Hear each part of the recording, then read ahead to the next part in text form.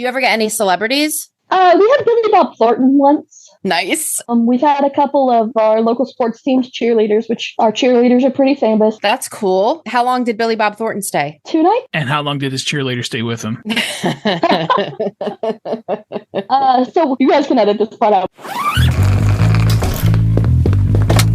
Please report to Gate 47. Welcome to the Insiders. My name is Sarah, and I have over a decade of experience in the hospitality industry, everything from budget motels to high-end boutiques. Each episode, me and my co-host Rob will bring you a detailed account from another insider from the hotel, hospitality, and tourism industries. For this episode, we helped our guest Anne solve all the crimes at her hotel in under 30 minutes. Guns, check. Sex toys, check. Porno, theft, blood, SWAT team, and grandparents. Check, check, check, check, check. And thank you so much for joining us. So I'm sure that your time as a night audit associate, they usually see the most action in the hotel. Do you have any like crazy stories or insane guests or, hospitality horrors, as we like to call them? My scariest moment wasn't even on night audit, though. I had a guest check in. That was all fine. And then not even 20 minutes after you checked in, I get a call from the police. And they're like, hey, this guy is wanted. He's a wanted criminal. And we just saw that there's credit card activity at your hotel. Is he in the hotel? Let us know. And I said, yes. Yeah, I checked him in. They're like, okay, we're sending SWAT immediately. If you see him, oh my gosh, don't act suspicious. Like, try to avoid talking to him. And I was like, don't act suspicious. No, I'm gonna act suspicious. I can't act cool. I'm not cool. Like, was this a big federal agency or was it a local PD or what? I don't honestly know. I know I spoke in PD, but there were some other guys that weren't in police uniforms. So. Oh my gosh. And you gotta love that they're telling you to, they don't tell you what he's wanted for because of, confidentiality, but they tell you to act cool. Like, oh, cool. I could be dealing with a literal serial killer, but don't let on that you know. I found out later it was armed robbery. Oh my gosh. Like, I'm by myself. That's so scary. And the police come and they're like, okay, we're going to surround the building and we might have to break down the room door. And I was like, please don't break down the door. Oh my gosh. I don't know what to do about that. Okay, so let's back up a second here. So you get this phone call from the police, right? You had just checked this guy in. How long has he been checked in before you get a phone call from the police? 10 or 20 minutes. Oh, they're watching his card then. They were like watching him. So this guy's like wanted. Okay. Wow. So, yeah, like for real wanted. Like, yeah. So, okay. Like not just like a local petty criminal. Right. Wow. And nothing seemed suspicious about this guy when you were checking him or anything. It was just standard kind of. This guy, like he seemed perfectly normal. And then I get the call from the police and SWAT is here. And like, they're like all sneaky in. And I was like, oh Jesus, what is this? Okay. So what's going in your head though? Like when you get the call from the PD and they're like, hey, so there's this credit card transaction in this, in your hotel. Is this guy here? You confirm he's there. They're like, okay, we're sending SWAT. But please don't act suspicious. What's going through your head at that moment between that time that you get told that before SWAT shows up? Like, what are you thinking? I'm like, I know I'm acting suspicious. Like, I know I'm acting suspicious. I'm like smiling, like weirdly, like that fake frozen on smile. Yeah, you're like terrified, but you don't want anybody to know. Oh my gosh. Right. Like, I'm terrified. I'm like, oh my God, what is happening? What is going on? What do I do? I'm like frantically texting my AGM at the time and my GM at the time. Yeah. And I was like, what do I do? And they aren't responding. They are not. Oh, man. This is in the space of like 45 minutes that this whole entire situation takes place. So the SWAT team comes. And I'm terrified. And I'm like, can I see y'all's badges? I think I'm supposed to ask for those. Nice. And the officer literally laughed at me. Like, I don't blame him. Like, so I'm like, oh my God. I like to think like this coming in and like they're doing some sort of like tactical moves coming in through the windows. And you're like, wait. I'm the overnight. Please let me see your badges. Your jurisdiction ends at this door, sir. I am the closing agent on duty. I need to see some credentials. Did you make him put a card down for incidentals before they got in the door? No. Because when they told me they might have to knock down the door, I'm like, what do I do about that? And they're like, oh, if you have to replace the lock, just send the bill to the department. And I was like, oh my gosh. I was like, yeah, like, I think part of working in a hotel is you end up in weird situations that you never even expect. No, Exactly, not at all. yeah. Especially when you're only like 30, 60 days in. You're like, what have I gotten myself into? And then here you are Absolutely. 4 years later, like, I'm in it now. I know. Sometimes I'm still like, what have I gotten myself into? Yeah. So SWAT comes. The SWAT officer comes in and he's in like his full like SWAT gear. Right. And I'm like, oh my God. Like, and I asked to see his badge, and this man laughs at me. Like, fully understand. Like, looking back, I laugh at me. Right. That's clearly a tactical officer. Been like, okay, ma'am. He shows me his badge. He's like, okay, ma'am. And we're going to surround the building. We're going to go up those cameras. We're going to go up those stairs by his room. Because I had him far side by the stairs. Mm-hmm. On like the second or third floor. We're going to go up the stairs by his room. We're coming to the back door, blah, blah, blah. We need you to watch those cameras.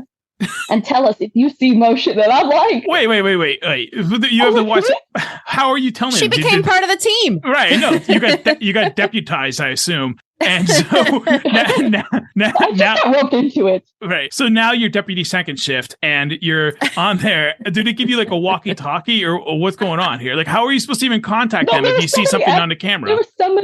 There was like an officer just in like regular uniforms with me at the front desk. Gotcha. And I'm sitting in the back office watching the cameras, like waiting for this man to move. And part of me is recording this for Snapchat. Like I'm on my phone. I'm recording this for Snapchat. Like because, like I said, I hadn't been there long. I was like, okay. And like I'm recording it. So my husband and the girl who trained me, she was wonderful, so she could see this. Because I did text her when this all happened. She's like, that's never happened to me.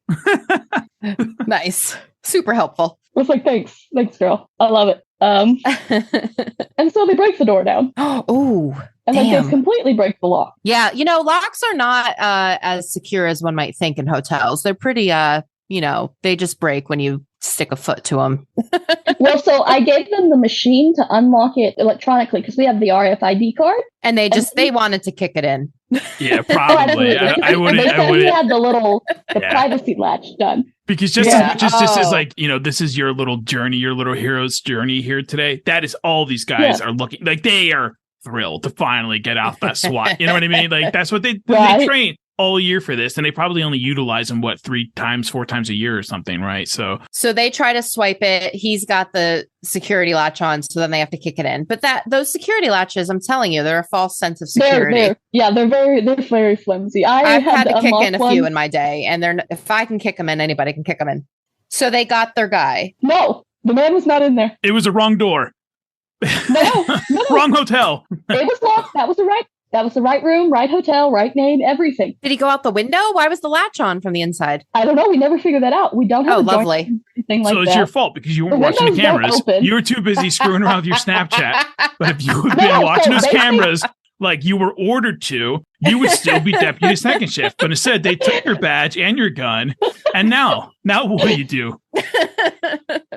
So when the guy wasn't in that room, what did the SWAT team do then? They were like, if you see him come back, call us immediately. And then they left. I wonder if the guy who did this all intentionally, like he had like a plan to go south of the border, and he went knowing that they were tracking his credit cards. So he did his credit cards there to set everybody there to get them distracted in that location. Meanwhile, he's heading the opposite direction. Honestly, so I'm actually located in Texas. So that is actually a completely valid idea. Okay. Rob, that sounds like you knew that way too well. Was it you? Everybody. I just have a special guest for you guys. Everybody, Mr. Armed Robbery. Well, come on out. Oh no. And so the worst part about it is I was pregnant when all this went down. And I'm like, this man is an armed robber. I am pregnant. Like, if he shoots me, that's it. I'm done. That's so scary. I will never be pregnant, and if I get shot, I'm done. So yeah, I can imagine. Now, let me guess. Your management gave you a huge bonus for having to deal with all that trauma, right? No, excuse me. Sorry. Yeah, gotta love it. Just part of the job, right? No hazard pay or anything like that. So have you ever had a guest leave their room just in a complete disaster? Yes. Oh my God. So a couple of months ago, actually, one of my housekeepers comes down. She's like, I need you to come look at this room. I need you to come look at this room. And I'm like, okay, why? Like, because normally my housekeepers mostly speak Spanish. Like, They have English, but it's not as good as their Spanish, and my Spanish is garbage. Mm-hmm. I don't even know how to say garbage in Spanish. So, and I go up to this room, and it is like a bomb exploded. So I work at an all-suite property. All of our rooms are suites. So they have a pull-out sofa bed, a little living room area. Yeah. In the living room area, there is trash up to my knee. And they had been there maybe 4 days. Wow. Oh, God. There's trash like by the couches up to my knee. There's a bunch of like pillows and blankets and sheets. Not even all the hotel ones. Strewn everywhere. Wait, so they brought extra pillows and sheets and stuff with them? I'm confused. Like, Yeah. And then left them behind. And then left them behind. The hell? And then the poor housekeeper. Let me guess. They didn't leave a tip either, right? No. And so on the sheets on the bed, it was a single king with a pull-out sofa. So it was a king suite. On the bed, the duvet had blood stains. Ooh. Not there when they put them on there. No, I hope not. The sink in the bathroom was stained with hair dye. The sink and the tub stained with this blue hair dye. You know what I think? I think the guy who used his credit card at your hotel, he went into this other room, killed a person, dyed his hair, and now he's on the lam. And this is, again, because you weren't watching those fucking cameras when it said you were playing around with Snapchat. And another person's life is gone because of your irresponsible actions. Shame on you, Anne. Cameras, but also Snapchat was watching them. Listen, I want to backtrack a second here, though. I can't I've lost count of how many people dye their hair at a hotel. I'll never understand that. Why? The first time I saw it was like brown dye. And I'm like, did someone just shit their ass in this room? Like, what is going on? And then the housekeeper's like, no, it's hair dye. And I'm like, why would someone dye their hair in a one night stay? You can't do that at home or something. And it's just been so many times over the years. Or like, they sleep on your pillows and they grind the dye into your pillow. And it doesn't come out. It's meant to dye things. And it's just, what are people doing? Somebody needs to write in and explain to me why you dye your hair in a hotel room. I don't understand. For a second there, I thought you were going to say, like, I have lost track about how many times somebody has died at my hotel. That's what I heard when you first said that sentence. And I'm like, what is going on? This podcast is not that type of investigative journalism here. This is supposed to be light and funny. and now we figured out some sort of phenomena of hotel deaths. Has that, have you discovered anyone that guests that have checked out before their checkout time? And no, I am very lucky I haven't. Thing is, you don't know there was blood on the sheets. Let's put this together here. Let's get back to the bloody sheets. Somebody good has been killed in your hotel, and they just put him in a bag and wheeled him out. Somebody stole a mirror off the wall. Yeah, great. Why? I think this is like a game of Clue now. Like they were murdered with the mirror in the king's suite. It was Mrs. Peacock. What's going on? This is all I'm thinking. I want this all. You want it all to make sense. Yeah. It doesn't make sense. It's hospitality. It does not. Hospitality is honestly one of the weirdest professions I've been in. And my last profession, I regularly saw crime scene photos. So what were you doing before? I did document processing for like a lot of lawyers, drug companies. So I saw some weird stuff. I feel like that is an excellent precursor to hospitality, actually. It just really probably prepared you. It made me not blink as hard as I could at some of the things. Like, yeah. Like, if I see a man carrying a strange package in a building, I'm not going to be like, okay, yeah, that guy's going to kill us all. I'm going to be like, oh, that man has just got some weird sex toys. Yeah. Look, that is one of the biggest things housekeepers find. At least at my hotel. Sex toys and guns. Yeah. Well, Texas. Like stuff that you wouldn't think. Wait, are these together? Because again, this is a crime. If these things are together in the same room, somebody was definitely assaulted at gunpoint with a sex toy. One time they found this, it was like this 2-foot long, double-ended dildo. Nice. Mm-hmm. And like a bag of guns. Like there were like 3 pistols and a couple of rifles in this big like duffel bag. Oh, okay. These people know how to party. The dildo, right? I'm like, damn, where was the cocaine in this? Like, how long did they stay there? Is this a one-night stay or? This is a one-night stay. And then did they come back for those items they left behind? They did. Yeah, of course. That's expensive. One of those dildos is a couple hundo. I'm just saying. It was a sweet little old couple. Like they It always is. The night before.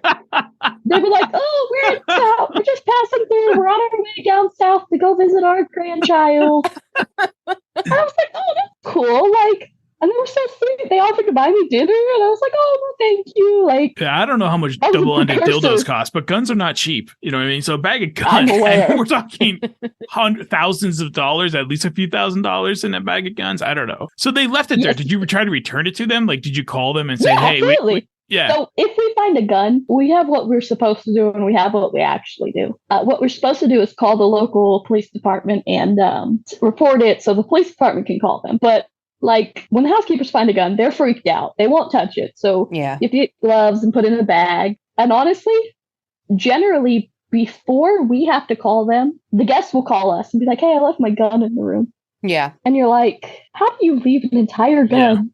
Right? Aren't you supposed to be a responsible gun owner? Yeah. And there's people with like concealed carry permits. Like, excuse me. Yeah. Like I would try to reach the guests first because who wants to get the police involved? But like your first thought is who in the right mind leaves a gun behind? It's either someone who, you know, the gun's not registered or like it's a freaking crime weapon. Like, you know, or they're messed up. They're either, you know, they're on some sort of substance.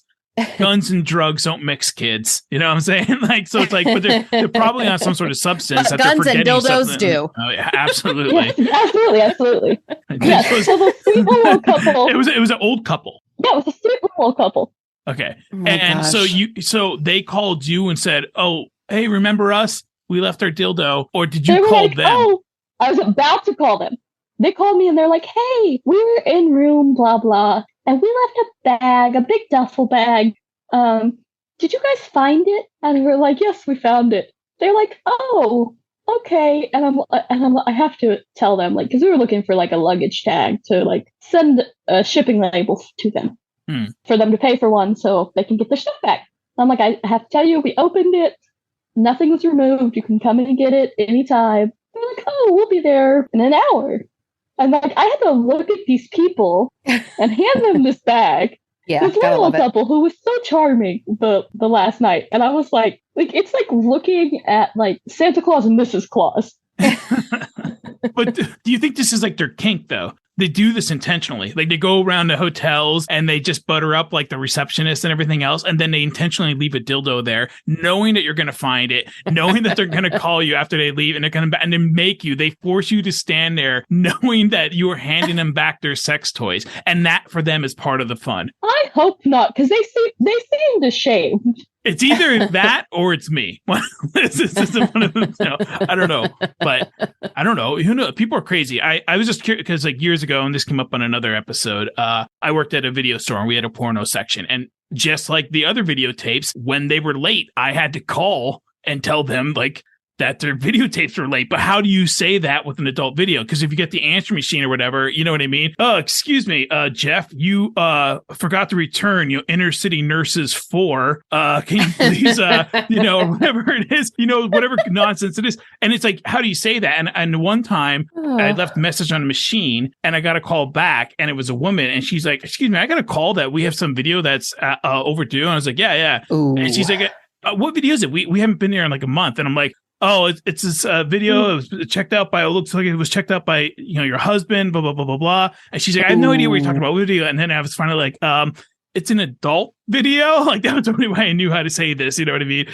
And she was like, "What? No, that is not possible. That is not my husband. You have the wrong account, sir." And I'm like, "Okay, well, you just speak to your husband about this when he gets home, and we'll figure this out." But it's like, for all I know, I'm the reason they're divorced. I just ruined them. Like their children are now in prison because they came from a broken home. All because this guy forgot to return off his jerk off video. I'm getting paid, $7 an hour to ruin this guy's life and his children's lives. And I don't know. It's just one of those butterfly effects, right? And now one of those kids is wanted for armed robbery. It's your fault.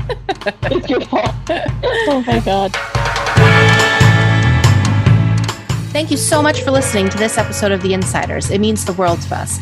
Are you a hotel, hospitality, or tourism industry insider with a story to share? Great. We want to hear from you. Go to theinsiders.com and click on Be Our Guest to submit your story for the chance to be our guest on an episode of the Insiders podcast. Once again, for more information, go to theinsiders.com.